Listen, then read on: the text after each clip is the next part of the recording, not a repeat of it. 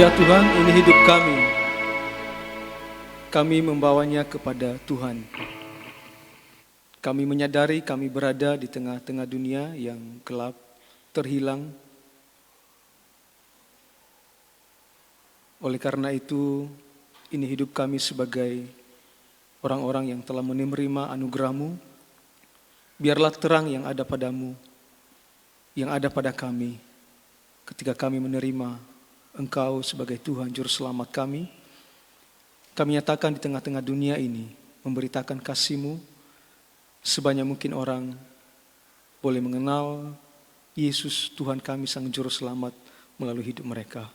Kami mau merenungkan firman-Mu pada kesempatan ini, urapi hamba-Mu dan kami seluruh yang mendengarkan di bawah pimpinan terang daripada Roh Kudus. Beri kami kemampuan, hati yang taat melakukan firman-Mu. Kami sambut firman Tuhan, dalam nama Yesus kami berdoa. Amin. Silakan duduk kembali, Bapak Ibu.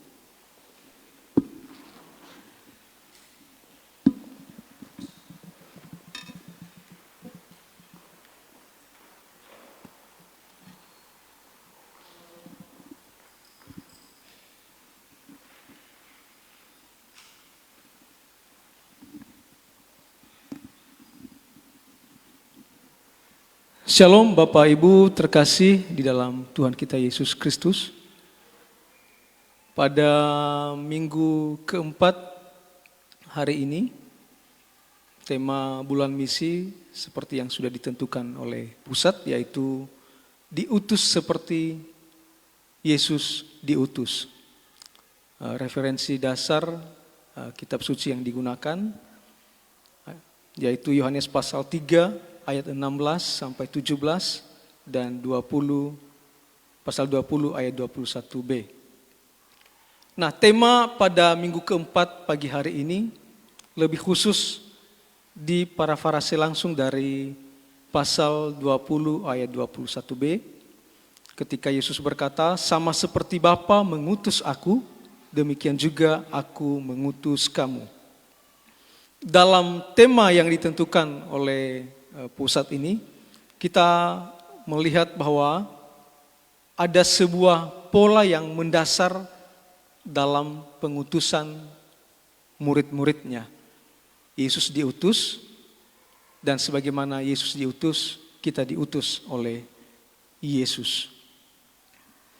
Dan karena dalam Yohanes pasal yang ke-20 ayat 21 ini telah dikhotbahkan selama 3 minggu berturut-turut dalam ibadah kita, tentu dengan penekanan tema yang berbeda. Saya pikir itu adalah sangat alkitabiah memberitakan firman Tuhan secara berulang-ulang. Dan meskipun demikian, saya tidak akan berkhotbah secara ekspositori dalam paragraf itu, dalam teks yang sudah dikhotbahkan, karena saya akan fokus pada Yohanes pasal 3 ayat 16 dan 17 mengingat waktu, supaya kita bisa lebih leluasa untuk merenungkan bagian pasal 3 yang menjadi dasar yang kuat untuk memahami pola pengutusan Yesus yang kemudian menjadi dasar bagi kita menjadi diutus oleh Yesus. Kita akan membacakan Alkitab kita dalam Yohanes pasal yang ke-3 ayat 16 hingga ke-17 saya akan bacakan bagi kita. Yohanes pasal 3 ayat 16 dan 17. Karena begitu besar kasih Allah akan dunia ini, sehingga Ia telah mengaruniakan anaknya yang tunggal, supaya setiap orang yang percaya kepadanya tidak binasa, melainkan beroleh hidup yang kekal. Sebab Allah mengutus anaknya ke dalam dunia, bukan untuk menghakimi dunia, melainkan supaya dunia diselamatkan melalui Dia. Ya, teks yang kita baca ini, yang akan menjadi fokus khotbah saya adalah berada pada konteks pembicaraan antara Nikodemus dan Tuhan Yesus. Tentu kita sudah sering mendengar Nikodemus yang adalah seorang pemimpin Yahudi, pemimpin agama Yahudi, dan ada penafsir yang mengatakan bahwa dia salah satu dari ulama besar agama Yahudi. Dan karena itu waktu Yesus hendak dibawa ke dalam sidang mahkamah agama, Nikodemus juga turut mengambil bagian mempersoalkan tentang penghukuman yang akan dilangsungkan kepada Yesus.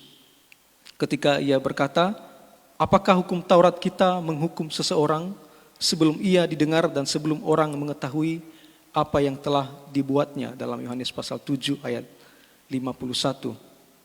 Dan 3 kali disebutkan Nikodemus dalam, khususnya sepertinya hanya dalam Injil Yohanes, Nikodemus dibicarakan, dan dia juga turut mengurus pemakaman Yesus. Ia membawa campuran mur dan gaharu, pasal 19 ayat 39 hingga 42. Ya, kita tinggalkan masalah Nikodemus, nanti kita pelajari sendiri di rumah.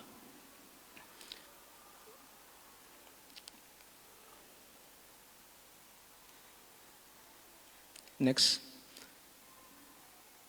Di dalam percakapan Tuhan Yesus dengan Nikodemus dalam konteks ini,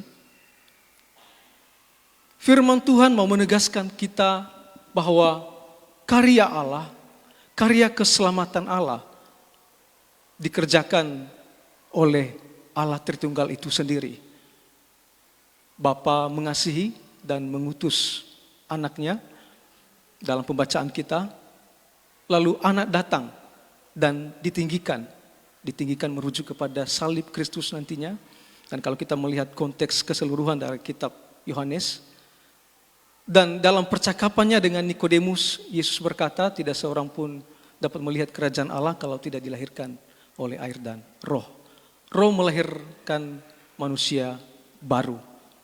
Jadi seluruh keselamatan yang kita peroleh, yang kita dapatkan, yang kita nikmati hingga sampai saat ini, boleh berada di gereja ini, adalah anugerah daripada Allah Tritunggal, di mana Allah Bapa mengasihi kita, dan Ia mengutus anaknya datang, Ia mati, dan Roh Kudus melahirbarukan kita. Ada 3 pola mendasar yang dapat kita pelajari tentang pengutusan Yesus ini.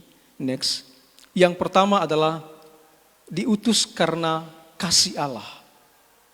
Kalau kita berbicara tentang kasih Allah itu begitu luas, dan kita hanya fokus pada ayat ini saja.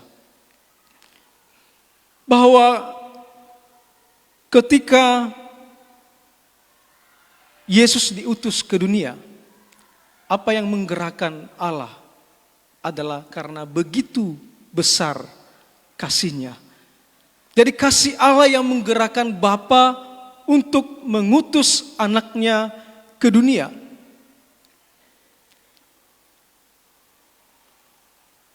Kenapa dikatakan besar? Karena yang dikasihi adalah dunia. Dan dunia di dalam konteks pembicaraan Yohanes seringkali merujuk kepada dunia yang adalah ciptaan, namun juga sering juga merujuk kepada umat manusia, sekaligus tatanan manusia yang berada dalam keadaan berdosa, manusia yang melawan Allah, manusia yang memberontak kepada Allah, tatanan dunia yang berada di bawah kuasa si jahat dalam teologinya Yohanes. Kepada dunia semacam itulah Allah mengutus anaknya. Kepada dunia semacam itulah Allah menunjukkan kasih-Nya. Sehingga dikatakan, begitu besar kasih Allah akan dunia ini. Ketika dunia membencinya, ketika dunia tidak mengenalnya, ketika dunia memberontak, ketika dunia berbuat jahat, Allah mengasihinya sehingga ia mengutus anaknya yang tunggal.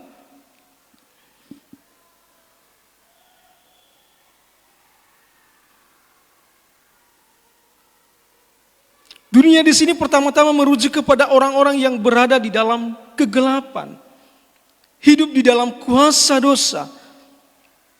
Dan tentu dalam hal kemudian tidak dapat kita pisahkan di sini, konteks yang terbatas adalah supaya orang yang percaya kepadanya memperoleh hidup yang kekal. Dalam konteks ini kita perlu memahami ayat 17 selanjutnya. Sebab Allah mengutus anaknya ke dalam dunia, bukan untuk menghakimi dunia, melainkan untuk menyelamatkan oleh Dia. Dunia yang semestinya harus dihukum Allah, dunia yang dimurkai Allah, dunia yang semestinya dihakimi oleh Allah, itulah yang dikasihi oleh Allah. Dunia semacam itulah ketika kemudian Allah mengutus anaknya. Dan ini senada dengan perkataan Rasul Paulus dalam Roma pasal 5 ayat 6. Kristus mati ketika manusia masih lemah dan berdosa. Dalam ayat 17, sebab Allah mengutus anaknya ke dalam dunia, bukan untuk menghakimi dunia, melainkan untuk menyelamatkan oleh Dia.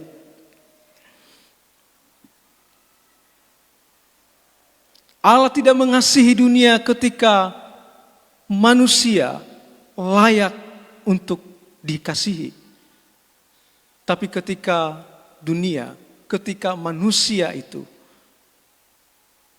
tidak layak untuk dikasihi. Bukan saja karena dunia tidak layak untuk dikasihi. Dikatakan bahwa kasih Allah begitu besar. Tetapi juga yang diberikan oleh Allah kepada dunia, yang dikasihinya itu adalah anaknya sendiri. Anaknya yang tunggal. Adalah sesuatu yang bukan tidak berasal dari dirinya. Tetapi dirinya sendiri. Firman Allah yang hidup. Cahaya kemuliaan Allah yang Ia utus ke dunia. Sehingga dikatakan begitu besar kasih Allah. Kasih Allah ketika Rasul Yohanes berbicara dalam konteks ini, ia tidak mencari pada pengalaman manusia. Kemarin saya dapat rezeki tiba-tiba, seperti itu. Dan banyak hal yang kita bicarakan tentang ketika kita menyebut tentang kasih Allah. Rasul Yohanes tidak berbicara tentang kasih yang bersifat umum. Rasul Yohanes berbicara tentang kasih yang nyata. Bahwa Allah datang sendiri di dalam sejarah. Ia memberi dirinya. Bukan sesuatu yang abstrak. Yang bersifat subjektif. Kita sebagai manusia yang kemudian kita tafsirkan bahwa itu adalah bentuk kasih Allah kepada saya. Dalam pengalaman hidup sehari-hari. Tapi adalah sesuatu yang nyata. Allah hadir di dunia. Anaknya yang tunggal diutus. Bagi dunia yang tidak layak untuk dikasihi. Anaknya yang mulia. Ia harus turun ke tengah-tengah dunia yang cemar. Begitu besar kasih Allah. Bukan saja karena dunia itu memberontak, memusuhi Allah, melawan Allah. Tapi karena yang diberikan Allah adalah anaknya sendiri. Cahaya kemuliaan Allah.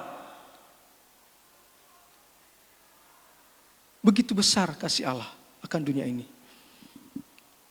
Maka pengutusan kita sebagai orang percaya tidak berdiri sendiri. Yesus diutus terlebih dahulu dan Oleh karena itu dalam pola itu kita murid-muridnya diutus. Kita diutus bukan karena pekerjaan yang harus dilakukan. Kita diutus karena begitu besar kasih Allah. Ini bukan sesuatu yang abstrak. Ini adalah sesuatu yang nyata dalam sejarah. Maka karena itu, ketika kita datang memberitakan Injil, kita tidak memberitakan tentang pengalaman kita, tentang kasih Allah kepada hidup kita, meskipun itu penting. Tapi ada hal yang lebih penting adalah anaknya yang tunggal diutusnya ke dunia yang menolak dia, ke dunia yang jahat, ke dunia yang dipengaruhi oleh kuasa si jahat, ke dunia yang memberontak kepada Allah. Anaknya diutus. Karena itu sehebat apapun pengalaman rohani kita, meskipun itu penting, ingatlah bahwa jangan sampai kita mengaburkan berita kasih Allah yang sesungguhnya ada pada berita salib dan kebangkitan Kristus itu sendiri. Ketika kita berkata misalnya, saya bersyukur kepada Tuhan setelah menjadi percaya Yesus, sekarang hidup saya berubah. Itu penting. Tapi jangan sampai pengalaman subjektivitas kita pribadi mengubah pesan yang utama adalah karena begitu besar kasih Allah akan dunia ini, sehingga ia telah mengaruniakan anaknya yang tunggal. Ingat, berita kasih yang harus diberitakan adalah ia mengutus anaknya yang tunggal. Bukti kasih Allah yang besar adalah anaknya yang tunggal diutus ke dalam dunia. Itu bukan sesuatu yang abstrak. Bersifat sejarah. Nyata. Di tengah-tengah dunia. Yohanes mengarahkan pandangan kita kepada suatu tindakan Allah yang nyata. Kasih Allah yang begitu besar itu dinyatakan melalui pemberian anaknya. Karena itu sebelum kita menjadi utusan Allah, kita harus ingat tentang hal ini. Yang kedua, diutus demi hidup kekal. Nah, kita masuk pada apa yang kemudian kita alami sebagai orang-orang yang percaya. Supaya setiap orang yang percaya kepadanya tidak binasa, melainkan beroleh hidup yang kekal. Yang pertama tadi bahwa dasar pengutusan kita, pengutusan murid-murid adalah karena begitu besar kasih Allah. Dan yang kedua, tujuan dari pengutusan itu adalah untuk hidup yang kekal. Supaya setiap orang yang percaya kepadanya beroleh hidup yang kekal. Kapan hidup kekal kita peroleh? Saat percaya kepada Kristus sebagai Tuhan Juru Selamat. Hidup kekal tidak kita peroleh pada akhir nanti. Tapi supaya setiap orang yang percaya kepadanya memperoleh hidup yang kekal. Jadi orang yang telah menerima Kristus sebagai Tuhan Juru Selamatnya, ia memperoleh hidup kekal. Dan itu terjadi sekarang, bukan akhir nanti di surga. Bukan. Tapi sekarang, akhir nanti di surga adalah kepenuhan dari keselamatan yang diberikan kepada kita saat menerima Kristus sebagai Tuhan dan Juru Selamat kita secara pribadi. Kepenuhannya. Tapi saat kita menerima Kristus sebagai Tuhan Juru Selamat, keselamatan itu telah kita peroleh. Karena sebelumnya kita berada di tengah-tengah dunia, di dalam sifat keberdosaan, sifat memberontak, dalam kehidupan daging. Dan Rasul Yohanes berkata, kehidupan daging itu menghasilkan keinginan daging, keserakahan, keangkuhan, dan berbagai hal. Dan hal yang paling penting di sana, hal yang lain lagi bahwa dunia atau orang-orang yang kemudian kepadanya Yesus mati adalah orang-orang yang berada di bawah pengaruh si jahat, menolak Allah, memberontak kepada Allah. Memperoleh hidup kekal berarti kita dibebaskan dari kuasa dosa, dari belenggu dosa, dari ikatan dosa. Kita dibebaskan dari kuasa kegelapan. Kita dibebaskan dari kebinasaan. Kalau kita melihat Yohanes pasal 3 ayat 16 ini, di sini Rasul Yohanes memberikan antitesis yang sangat jelas supaya orang yang percaya kepadanya tidak binasa, melainkan beroleh hidup yang kekal. Jadi hidup binasa atau seling dipertukarkan dengan maut, di sini dikontraskan dengan hidup kekal. Saat kita belum menerima Kristus sebagai Tuhan dan Juru Selamat kita, kita berada dalam bayang-bayang maut. Kita binasa. Nanti kepenuhannya baru nanti kepada hukuman neraka. Tapi setelah menerima Kristus sebagai Tuhan Juru Selamat, kita memperoleh hidup kekal. Kita telah diberi hidup yang baru. Kita dihidupkan oleh Allah, oleh Roh Kudus. Dan saya telah berkhotbah, saya pikir ini sangat senada dengan apa yang dikatakan oleh Rasul Paulus ketika saya berkhotbah bulan lalu, akhir Juli, dalam Efesus pasal 2 ayat 1 hingga 3, tentang orang-orang yang berada di luar Kristus, berada dalam kondisi mati, tidak berdaya melawan dosa, bahwa tidak ada seorang pun yang mampu mengatasi masalah dari dirinya sendiri. Dan kematian itu bukan kematian yang secara pasif, tapi kematian yang dibicarakan, kebinasaan yang dibicarakan, maut yang dibicarakan oleh kitab suci kepada kita adalah kematian yang aktif. Aktif dalam pengertian kita terus-menerus melawan Allah. Kita terus-menerus memberontak kepada Allah. Kita terus-menerus memusuhi Allah. Memang kita tidak berkata, saya memusuhi Allah. Tapi natur kita, arah hidup kita mengarahkan, mendefinisikan bahwa kita memusuhi Allah, kita memberontak kepada Allah. Dan kepada dunia yang tidak layak dikasihi itulah Allah mengutus anaknya. Kita diutus untuk memberitakan Kristus yang memberi hidup kekal dan mampu membebaskan manusia dari kuasa dosa dan penghukuman.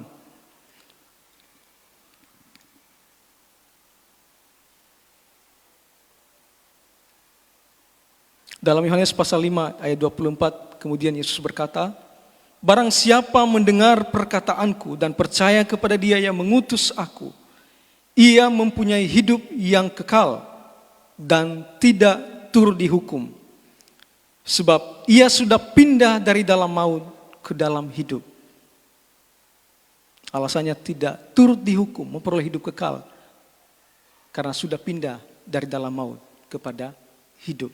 Kapan kita pindah dari dalam maut? Saat menerima Kristus sebagai Tuhan dan Juru Selamat kita secara pribadi. Yang menjadi pertanyaan adalah, apakah kita sudah menyatakan buah-buah dari kehidupan kekal yang sudah kita peroleh? Berbuah bagi Allah.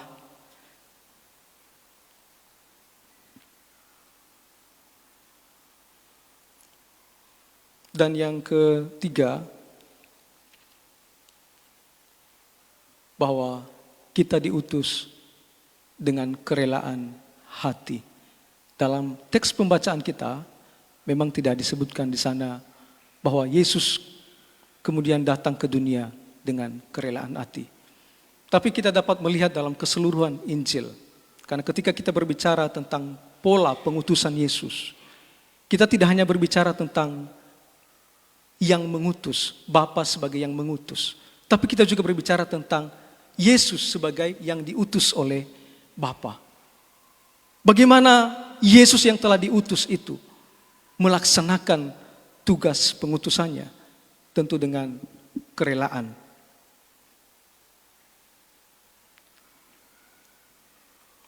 Jika kasih Allah adalah dasar pengutusan dan kehidupan kekal adalah tujuan pengutusan itu, karena itu kita perlu memperhatikan bagaimana Kristus kemudian menjalankan pengutusannya.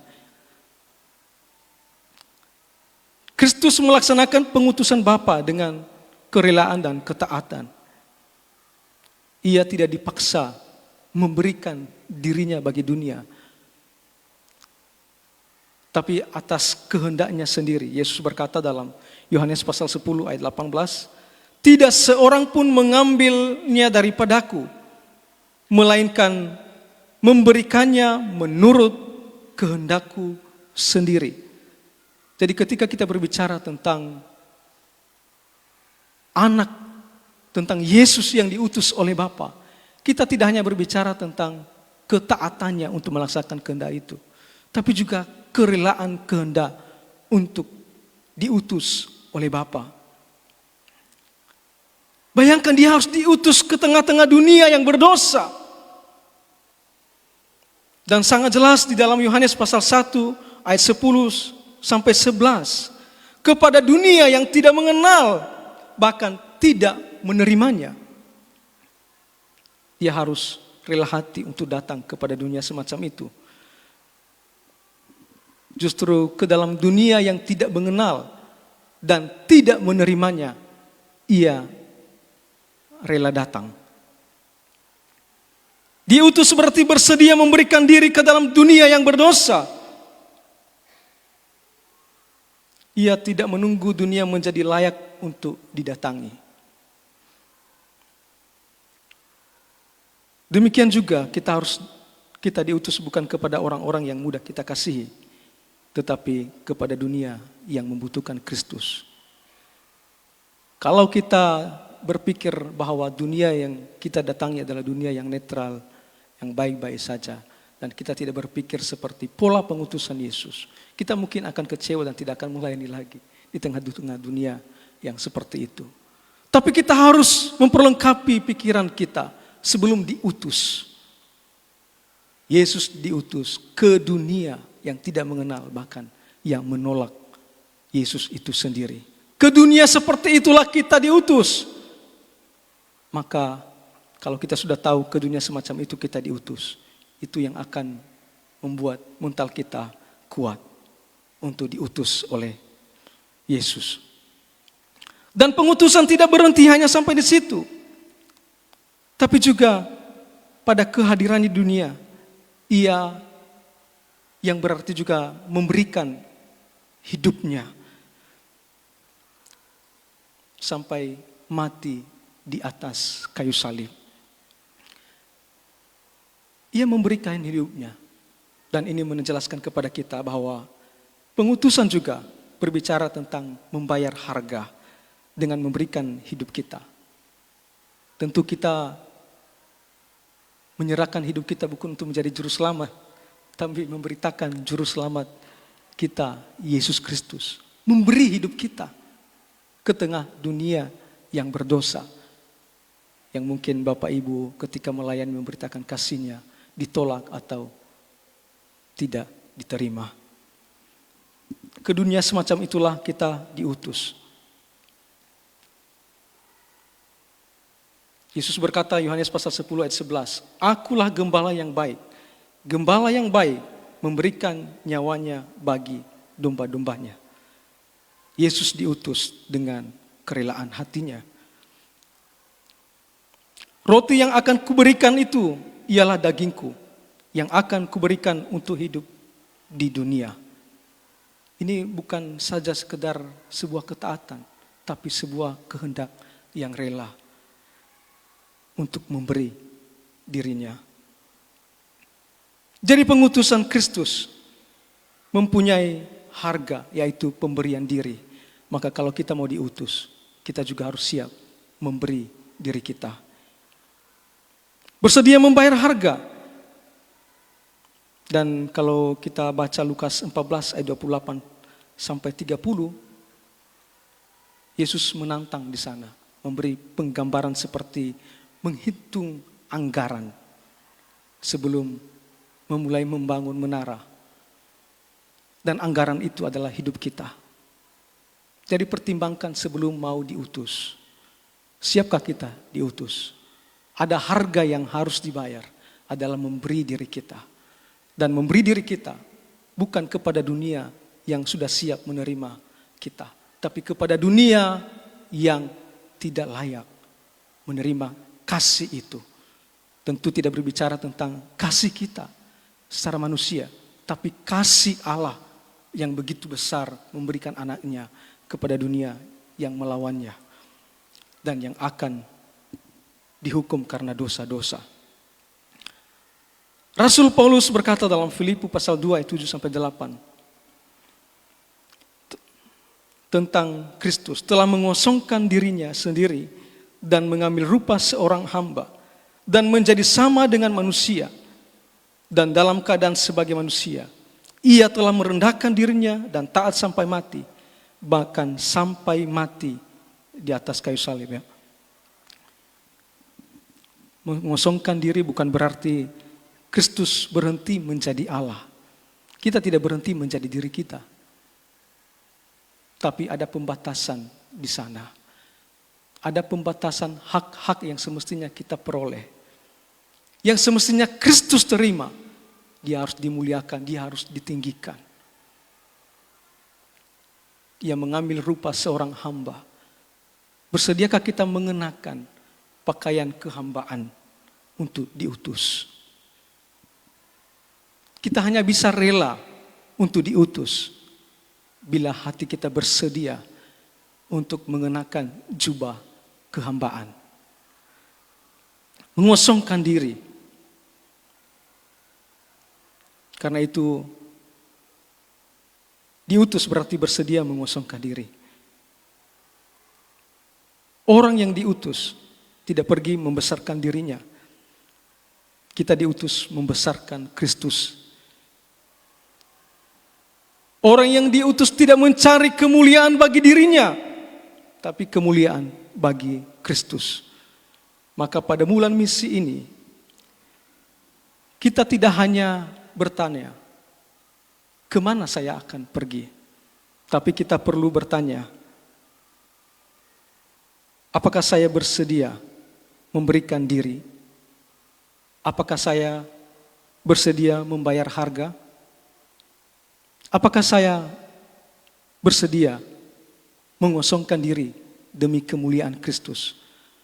Hanya dengan itu kita dapat dengan rela menjadi utusan Yesus. Jadi kita belajar 3 hal pada kesempatan pagi hari ini. Kita diutus karena kasih Allah begitu besar. Dan kita diutus demi hidup kekal, dan tentu harus nyata dalam hidup kita.